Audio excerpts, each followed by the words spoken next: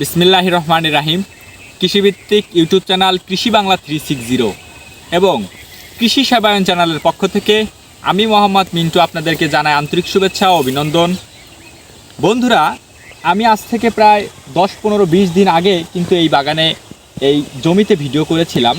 সেখানে আমরা পেঁয়াজের উপরে দ্বিতীয় এবং তৃতীয় স্প্রেতে কি করা হয়েছে, কি দিলে পরে পেঁয়াজটা গাছ মোটা তাজা হয়, এই বিষয়ে ভিডিও করেছিলাম।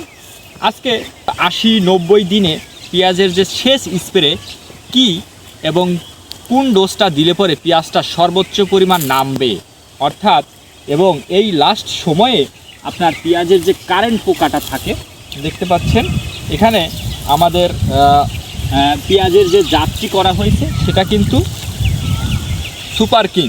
হ্যাঁ, মাশাল্লাহ টুকটাক নামতেছে। এখন এই পেঁয়াজটিকে আরও নামাতে, গুটিটা বড় করতে এবং দীর্ঘদিন যাতে এই পেঁয়াজটি সংরক্ষণ করা যায়, এর পাশাপাশি এই গাছটার এখন কিন্তু প্রচুর পরিমাণে কারেন্ট পোকা, যেটা ঠেকানো খুবই একটি চ্যালেঞ্জিং বিষয়। সেই কারেন্ট পোকাকে ঠেকিয়ে গাছটাকে কিভাবে আরও দীর্ঘদিন জমিতে রেখে পেঁয়াজের কন্ডটাকে বড় করা যায় এই বিষয়ে কথা বলবো।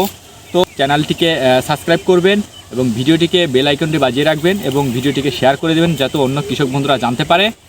আর উন্নত জাতের পেঁয়াজের বীজ প্রতি বছর কিন্তু আমরা সারা বাংলাদেশ কুরিয়ার সার্ভিসের মাধ্যমে আপনাদের হাতে তুলে দেই এবং সঠিক বীজটি এবছর প্রায় প্রচুর পরিমাণে কৃষক আমাকে এখনই ফোন করে বলছে, ভাই আপনার পেঁয়াজ খুব সুন্দর নামতেছে, এই জাতের পেঁয়াজ আগামী দিনে আমাদেরকে আবার দিবেন।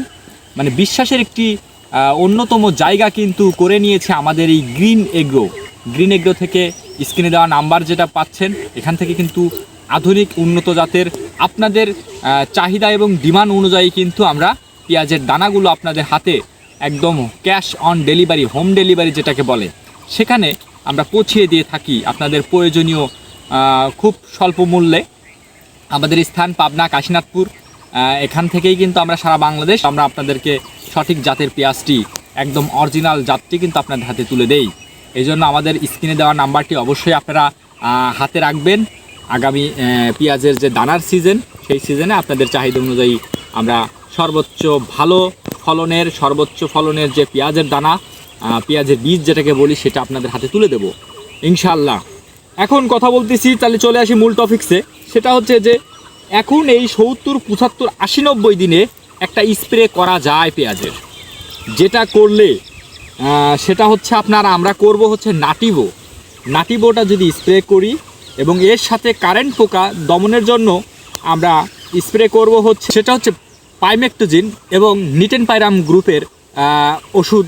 এইটা হচ্ছে গ্রুপ বলে দিলাম, পাইমেকটোজিন এবং নিটেনপাইরাম।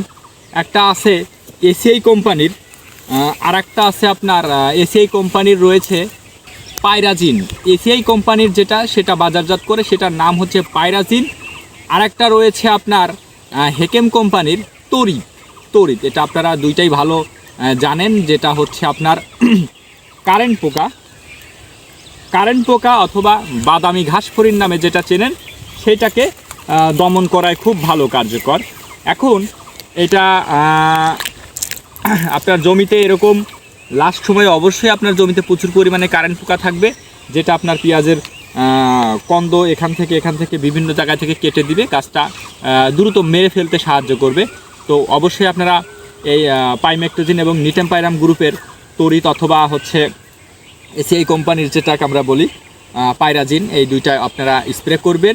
এবং পাশাপাশি ছত্রাকনাশক হিসেবে আপনার নাটিভোটা প্রয়োগ করবেন। নাটিভোটা আপনার এই গাছটাকে দীর্ঘদিন সবুজ সতেজ এবং রাখবে, কারণ পচন, এটা কিন্তু একটি ছত্রাকনাশক, পচনটাকে ঠেকাবে।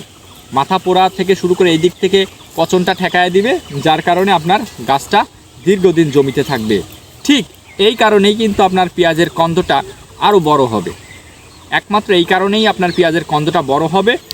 আর এভাবে দীর্ঘদিন মাটিতে থাকার কারণে, বেশি পরিমাণ পুষ্টি সংরক্ষণ করার কারণে আপনার এই কন্দটা যেমন একদিকে ওজনে ভারী হবে, প্লাস আপনার দীর্ঘদিন সংরক্ষণ করতে পারবেন। তো দর্শক বন্ধুরা, আমার এই পরামর্শমূলক পেঁয়াজের ভিডিওটি যদি আপনাদের ভালো লেগে থাকে, অবশ্যই আমার ভিডিওটিকে সাপোর্ট করবেন, লাইক কমেন্ট শেয়ারের মাধ্যমে অনুপ্রেরণা দিবেন এবং আর পাশাপাশি আমাদের গ্রিন এগ্রো থেকে আপনারা অনেকেই জানেন যে পেঁয়াজের জমি, পেঁয়াজ এখন উঠানোর পরে জমিটা কিন্তু অনেকে ফালায় রাখে। যদি আপনাদের এইরকম জমিতে, পেঁয়াজের জমিতে যদি পানি না ওঠে, সেক্ষেত্রে আপনারা জন্য একটা পরামর্শ, আপনারা এই পেঁপে চাষটা করতে পারেন। অনেকে বলে পেঁপে চাষ এই সমস্যা সেই সমস্যা, আসলে কোনো সমস্যাই নেই।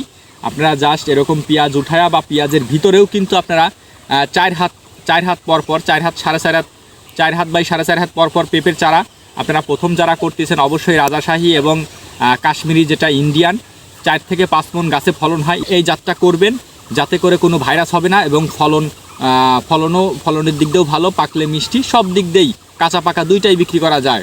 সেক্ষেত্রে অবশ্যই আপনার জমিতে পানি উঠা যাবে না। আর খাদ্য ব্যবস্থা নিয়ে আমার ইউটিউব চ্যানেলে আরও অনেক ভিডিও রয়েছে। আসলে জেনে বুঝে না করলে যে কোনো জিনিসই লস হয়। এই পেঁয়াজটাই অনেকে 20 মণ ফলাইতে পারতেছে না, অনেকে 100 মণ ফলাচ্ছি আমরা। আমাদের এই পাবনা জেলার বিভিন্ন অঞ্চলে কিন্তু পেঁয়াজের জন্য বিখ্যাত, আপনারা জানেন। বিশেষ করে সাথিয়া, গাজনার বিল, সুজানগর এই অঞ্চলগুলোতে কিন্তু পেঁয়াজের জন্য ব্যাপক পরিমাণে বিখ্যাত। তাই এছাড়াও আপনার কীটনাশক সম্পর্কে যে কোনো ধরনের পরামর্শের জন্য স্ক্রিনে দেওয়া নাম্বারে যোগাযোগ করবেন। ধন্যবাদ, আসসালামু আলাইকুম।